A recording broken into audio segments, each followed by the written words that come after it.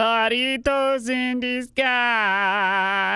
Welcome to the Wally Show Aftercast. All the things we didn't get to during the course of the show today. That song is probably one of the most infectious songs I've ever done. Like, it gets in your head for sure. And we played that earlier on the show. If you've already heard that.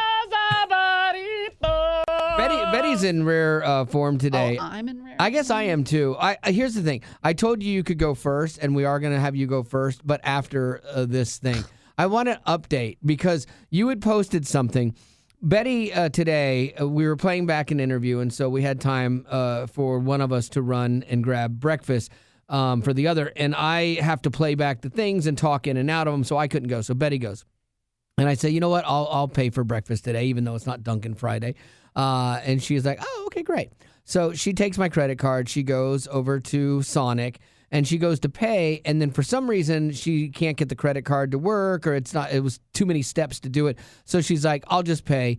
And then she gets back and she's like, I'm Venmoing you for the difference or for the thing. Just say thank you. You told me. I know. I told you I would pay. But so I don't understand why this is a big deal. It just seems odd to me. Like, if the roles were reversed, if you had said, hey, I'll pay, and then I went there and it didn't work. Well, yeah, because you're a guy. I would have been like... But the roles are not reversed. I guess not, because I would have been like, oh, don't worry about it. I just got it. It's not a big deal. And so to come back and get a Venmo from you, it struck me as different. But I do know that you're very structured, and when you say you're going to do something and you want it done that way, you don't want to divert. But you posted that, and you said that you were being vindicated. Yeah, that people were agreeing with you. I asked people on our stories, I said, who's in the right here? And so far, I have 79% of the vote. No way. Yep. That is so hard to believe. Everyone is on my side. Because if you said I'm going to pay, right? Well, then I'm letting you pay. Yeah. I'm letting you do what you said you wanted to do. Yeah, yet you're mad about that. It's honestly, I can't win with you. Like, you're just going to be angry no matter what. I'm not angry. It was interesting. You're an interesting person. But you have that many people that are agreeing with you. Yeah, wow. 79%. I know. I just looked at it myself because I thought you may be lying. And there's a lot of great stuff on our socials today already. Yeah. I ate a handful of butter, so that was there. Disgusting. So, yeah. So check all You know what's bad out. about Instagram? Because I just got on here to check the results on that thing. Yeah. And it automatically starts playing videos. Yeah. And now I'm stuck in the middle of watching this video. Do you want us to wait? Kitten getting a flea bath, and it's just so sad and so sweet all at the same time. I don't send you some of the cat videos that come across my thing. I saw one the other day that was the saddest thing. Why are you telling me about it? Because you know it's going to have a payoff. You know it's going to be like, we rescued this kitten. It's the best thing ever. But it was the sickliest looking, saddest thing I've ever seen. And I didn't want to send that to you, so I didn't. But then you sent me a jacked up dog with like cataracts and stuff. What? Oh. Biggity body boot. Yeah. Biggity body booty butt. Like that one. That thing is in rigor mortis. That thing doesn't look alive, man. And like, it's just. Beady bada booty butt. Wow. And so that one shocked me. That one jarred me a little bit. Okay, let me get to my story. What do you want to do? So mine is about Nick Reiner. If you don't remember who that is the 32-year-old son of actor Rob Reiner and his wife Michelle, who were murdered back in December by their Nick son Reiner. Nick. Yeah. So they had said in the past that he had some mental health issues. You think? And he ended up poking them. Stabbing. Yeah. Did you not come up with the word, or were you trying not to say that? I was trying, in case we have younger audience, poking them. But you just went right at it. Yeah. The Aftercast has less younger people than 4-year-olds in a car during. Is it? Yeah. Yeah, it is. Is it? Yeah. Is it? And so it's okay. And so, anyway. This is one of those things, though, too. You forget stories. Once they leave the news. Yeah. Like, I forgot that Rob Reiner is no longer with us, that his wife is no longer with us because of this dude. Right. So Nick has, I think it's a younger sister and an older brother. And back in 1992, when Rob and Michelle were still alive, they had put together, of course, an inheritance for their so they have 3 trust children. for their kids. Yeah, for their 3 children. Well, Nick, who is in jail awaiting his trial, he wants his inheritance. He's trying to reach out to his brother and his sister because he wants to pay for a really good lawyer to help him. He said, the time is of the essence, and I need this lawyer to avoid further jeopardizing my defense in this criminal matter. You think about this here. You killed mom and dad. Right. No. But do they have that authority? I don't know. It depends on who controls the trust. Right. And I don't know. Yeah, that's the thing. If somebody else controls the trust, because this guy's over 18. But then they have, sometimes things are like irrevocable trust where they can't, the terms of the trust cannot be changed no matter what. But then there are some people that would say, well, he could claim insanity. Sure. And so it's not his fault. So he should be able to get his trust so that he can pay for the lawyer because he deserves a rightful if I was arguing whatever. this case, I would make the Defense. case as an attorney, and I know I'm not an attorney, I didn't go to law school, but I would make the case that you're not allowed to profit off of crime. And so, I would try to tie it up that way because you can't go and murder someone to write a book about it so that you can make money. If you look at, the O.J. Simpson stuff, his wages and everything he had got garnered for the rest of his life because he wasn't allowed to profit off of that scenario. And so I would argue that this is very similar to that. Even though the money was set aside for him from before, he would not need the money or have access to the money right now if it had different parameters. Do you think he's profiting from it if he's asking for that money to go towards his lawyer? If he wasn't going to get that money, say the money was held up, till the year 2040, or whatever, and he's asking for it early, he's asking for it because he's profiting from the ability to try to get that money early if that was not the case from before. And again, we don't know all the details. I believe in this article that I read, they're allowed to get it once they turn 30. And he's 32. Okay. So he would be allowed to have it. Theoretically, yeah, he should be allowed to. And legally... And if it's in a trust, they've had it written down in their will. Legally, it should go to him. It just depends on who. But then can you imagine if his will, hold it up. if his part of the will goes towards this lawyer and it gets him out of jail, now he's free, and then his poor siblings, they don't know if they're safe. That you could argue the case that if you got this money, regardless of what happened to your parents at the age 30, that trust became full, then he's not profiting. If the trust was, if you're 30 and your parents aren't around, or, when your parents pass away, then you get this access to this trust, then you could make the argument that he caused their demise, so now he's profiting from it because he's getting that money that he wouldn't have gotten otherwise. So I don't know the details of it. But I mean, just, again, you forget. And the sadness of that. There was a lot of heavy stuff in the news today, man. Just people being shot and over cell phone stealing and stuff, and just it was bad. That's why I'm glad we don't live in the news cycle too much, on the show or even in here a little bit, because it's just what do you do? What do you do with all that? But your stories are always like that. Mine are usually, okay. Here's one. No, Dismemberment. This is one that I have. Evan Stanley and Nick Simmons. I'm assuming you don't know those two names. No. Do you know the last names Stanley and Simmons? No. Like a partnership between Stanley and Simmons. No. If I was to say Paul Stanley and Gene Simmons. Oh, Paul Stanley and Gene Simmons. Yeah. Gene Simmons is the Kiss guy? And Paul Stanley is? A pastor? The Kiss guy as well. Oh. They're the two main guys that own. They're the guys that own Kiss. I basically. get Gene Simmons and Richard Simmons mixed up. Boy, he would be very sad to hear that from you. Very sad. So anyway, Evan Stanley and Nick Simmons are their kids, and it's funny because their two kids are doing what Gene and Paul have done, and they started a band, and they're working together as well. So it's the sons of these guys. Let me see. And they have a new song out called Cellophane. Here, listen to this and see what you think.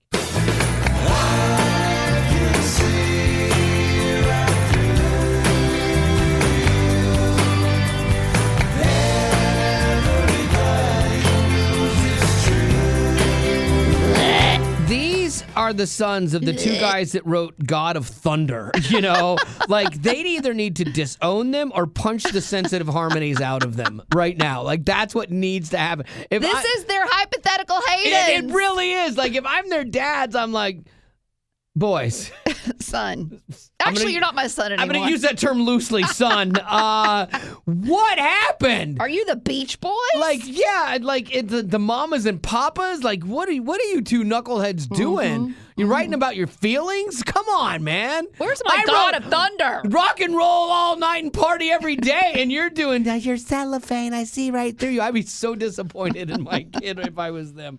Oh, yeah, that's rough. It might lead me to antidepressants, honestly. Oh, my gosh. Which, here's the segue for a story about antidepressants. Oh, that was okay. That was my segue. No, this was interesting. I hadn't seen this before.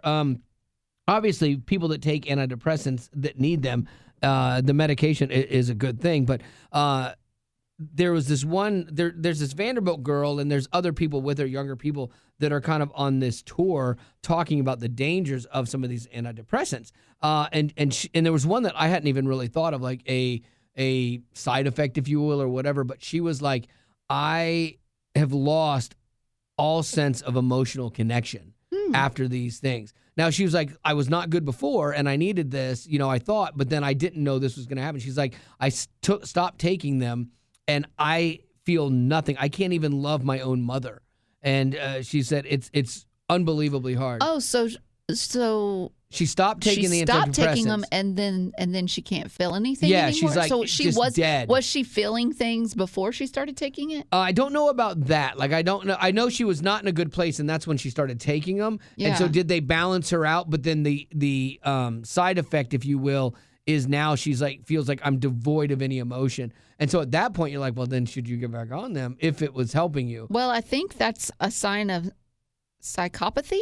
Oh, I don't know what that is. Like if you're a psychopath. Okay. Because detachment. If you can't, like, empathy. If you have no empathy. You have no feelings towards others. You can't put yourself in other people's shoes. You can't feel anything. So you do radical, crazy things to try and feel something.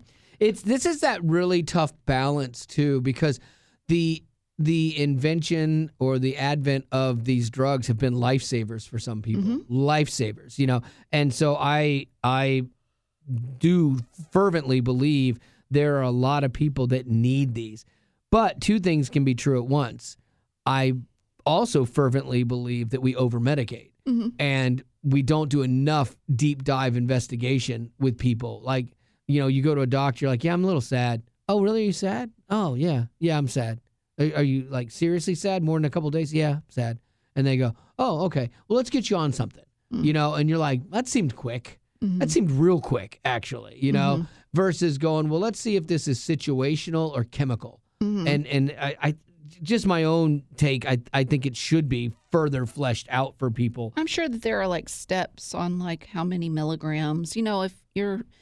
If you have a client come in, you're like, oh, I'm sad, and you might start them on a very low dose and see if it's not that they go to full blown. Yeah, I had a friend that was put on like a crazy high dose, like right out of the gate, and you're like, and it really adversely affected them. No, and to the point where people were like, your doctor did that? Like that seems crazy. Like, and then when they like weaned it back, they got more balance. But like you have said, like I know, and like my daughter, when she was taking stuff early on, it was a real small dose, and they ratcheted up for you. But that stuff takes like a couple weeks to get into your system, right? 6 to 8 weeks, I believe, is what they say. That's crazy. I hear the ADHD medicine is like almost like within a day.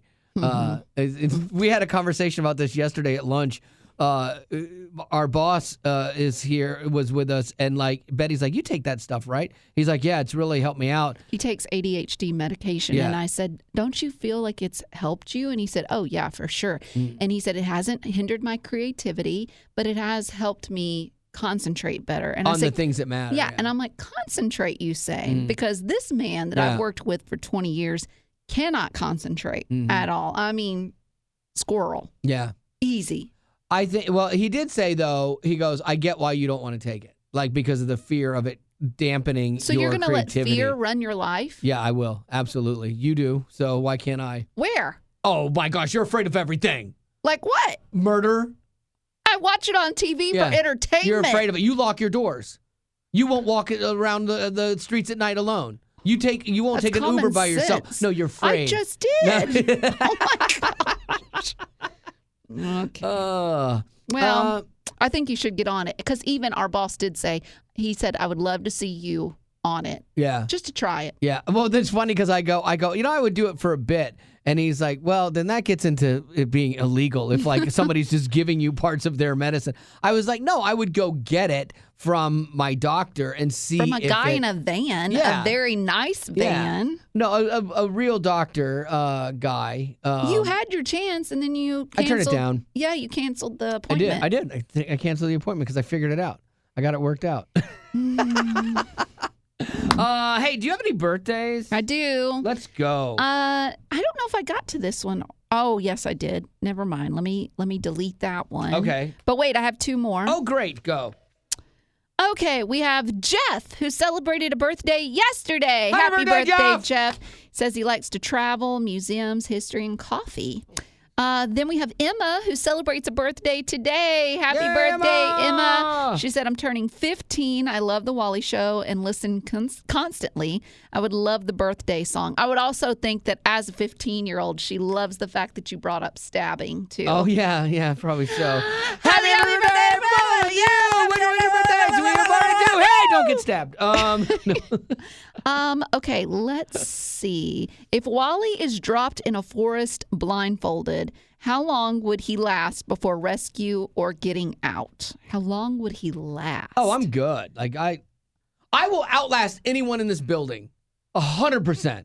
Now, I'm going to go crazy talking to myself. That's what's going to do me in. Like, I watched that show Alone where they drop them off. It's, well, yes. Yeah, I watched the show Alone. They drop them off, and they have to film themselves. Yeah. And a lot of the people, surprisingly, tap out, not for health reasons or starving, because they miss the connection with their family and people and that isolation. 100% I'd be out very fast for that. But until then, like, I would outlast everybody here. He would be like Tom, what's his face? Tom Hanks in Castaway with Wilson. Yeah. You would create your own little. I've made fire, and I would. But you would have your little friend 100%. Wilson that you would talk to 100%. for sure. I don't believe that. I think that you would be so confident that your confidence would take you out. Like you would actually nick yourself with your pocket knife and be like, I'm just going to stitch it up. I'll be fine. And then you get tetanus and then you die. That I could see. I could see that. Or like trying to build something and then it falls on me and I die. Absolutely. But like until then, I watch enough like rescue shows. Like Betty would be so hungry she would just lose the will to live. For sure. For sure. Nobody else here that I know of has the skill set to make a fire, which I have done with my bare hands. I watched a TV episode one time where these berries aren't poisonous. Oh, yeah. I don't feel good. Yeah. Oh, yeah. That's always really rough when you watch that on Alone. Like they eat it. My tummy is tender. Just destroys them. They get like a bacteria. I love that show. I think it's so good. I wish they had someone with them so they didn't have to shoot it themselves because that's a ginormous pain. Like you're just trying to survive and, by the way, capture all this on film. I don't know. It makes it more real. And then finally, Betty burning building, Buc-ee Beaver mascot or Chick Fil A cow? I think it's easy. What would you go with? Oh, the Buc-ee Beaver. It's cuter. It is cuter. Yeah, I mean, you're right. That's what you're gonna The Chick Fil A cow is not as cute. And the cow's kind of like ancillary because it's really about the chicken and they're horning in on it. So. I'm gonna go with Buc-ee Beaver. Yeah, you're right. I got my picture taken with Buc-ee Beaver. So great. I always laugh so hard at those if I ever stop at a Buc-ee's. And because the funny thing is, I'm usually heading down to Disney where we're gonna stand next to a stupid mouse. I want all your money. I know a 4'8" person in a costume that you've met countless times. And we're gonna stand there, and my wife is gonna beam and smile and talk about the new outfit that he's wearing and stuff. And then I walk, but then we go to the beaver thing, and I'm like, why are people taking a picture with Buc-ee the Beaver? But like Betty, they just love it. Him. I love it. It's kitschy. Love him. It's kitschy. All right. Well, that's going to have to do it for our Aftercast for today.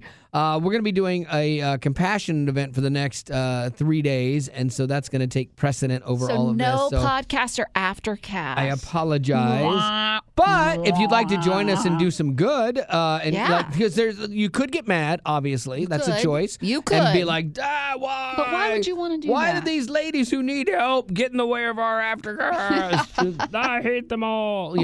That's a little extreme. But you could go, for $348, like one-time gift, and you could help build a nurture center to provide prenatal stuff. Or a $29 monthly gift. Yeah. And all I have to do is text the word child to 91979. I'm in. That's another option. So you choose. Up to you. Either way. Those are the only two options. All right. That's going to do it for your Aftercast. Thanks for being a party.